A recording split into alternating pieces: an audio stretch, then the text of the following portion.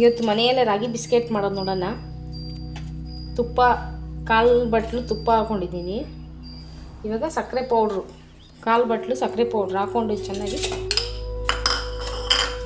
ಇಸ್ಕೊಳ್ಳಿ.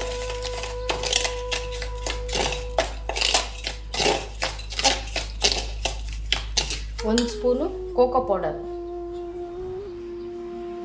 1 ಬಟ್ಲು ರಾಗಿ ಹಸಿಟ್ಟು, 3/4 ಕಪ್ ಆಗೋಷ್ಟು ಗೋಧಿ ಹಿಟ್ಟು. ಕ್ಲೀನಾಗಿ ಮಿಕ್ಸ್ ಮಾಡ್ಕೊಳ್ಳಿ. ತುಪ್ಪ ಇದ್ರೆ ತುಪ್ಪನೇ ಹಾಕ್ಕೊಳ್ಳಿ, ಬೆಣ್ಣೆ ಇದ್ರೆ ಬೆಣ್ಣೆನೇ ಹಾಕ್ಕೊಳ್ಳಿ, ಎರಡು ಇಲ್ಲ ಅಂದರೆ ಎಣ್ಣೆನಾದರೂ ಹಾಕೊಂಡು ಮಾಡ್ಕೊಳ್ಳಿ.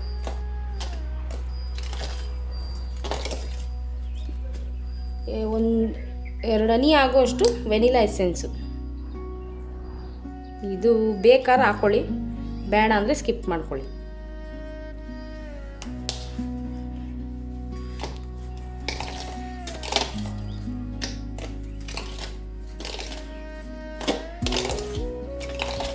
ಇದು ಕಾಯಿಸಿ ಆರಿಸಿರೋ ಹಾಲು ಸ್ವಲ್ಪನೇ ಹಾಕ್ಕೊಂಡು ಗಟ್ಟಿಯಾಗಿ ಚಪಾತಿ ಹಸಿ ಹಿಟ್ಟನ್ನು ಅದಕ್ಕೆ ಕಲಿಸ್ಕೊಳ್ಳಿ.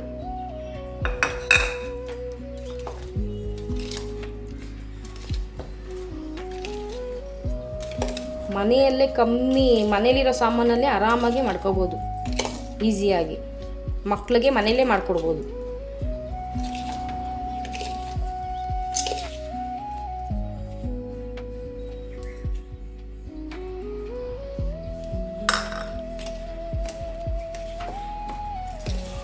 ಚಪಾತಿ ಹಿಟ್ಟನ್ನ ಅದಕ್ಕೆ ಕಲಿಸಿದ್ರೆ ಅಷ್ಟು ಗಟ್ಟಿ ಇರಬೇಕು.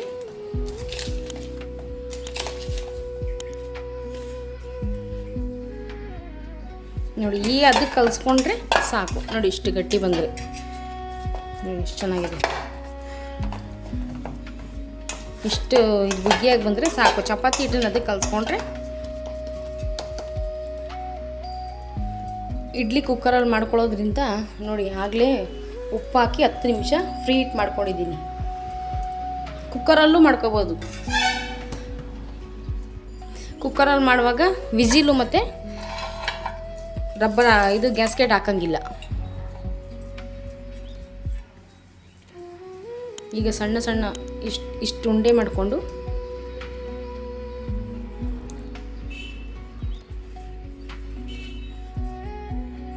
ಬೇಕಾದ ಶೇಪಲ್ಲಿ ಡಿಸೈನ್ ಮಾಡ್ಕೋಬೋದು. ನೋಡಿ, ಚೆನ್ನಾಗಿ ಅಂಗಡಿಲಿ ತಂದಿರಂಗೆ ಕಾಣುತ್ತೆ. ಯಾವ ಶೇಪ್ ಬೇಕಾದ್ರೂ ಮಾಡ್ಕೋಬೋದು.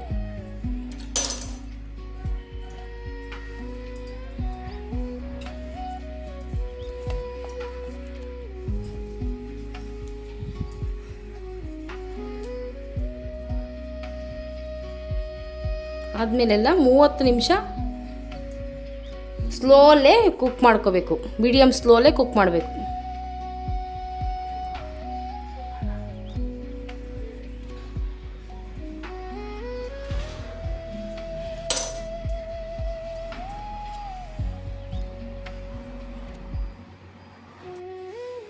ಒಂದೆರಡು ಚಾಕೋ ಚಿಪ್ಸ್ನ ಇಟ್ಕೊಳ್ಳೋಣ. ಅದ್ರಲ್ಲಿ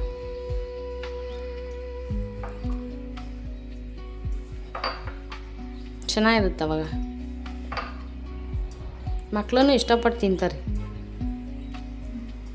ಈಗ ಮನೆಯಲ್ಲೇ ಇರೋ ಸಾಮಾನಲ್ಲಿ ಮಾಡಿಕೊಂಡ್ರೆ ಹೊರಗಿಂದ ತಂದ್ಕೊಡೋದು ತಪ್ಪುತ್ತೆ. ಮಕ್ಕಳಿಗೆ ಖುಷಿಪಟ್ಟು ತಿಂತಾರೆ ಅವಾಗ.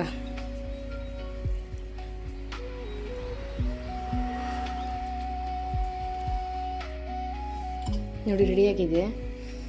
ಉಪ್ಪು ಅವಲೇ ಬಿಸಿ ಮಾಡೋಕ್ಕೆ ಇಟ್ಕೊಂಡಿದ್ವಲ್ಲ 10 ನಿಮಿಷ.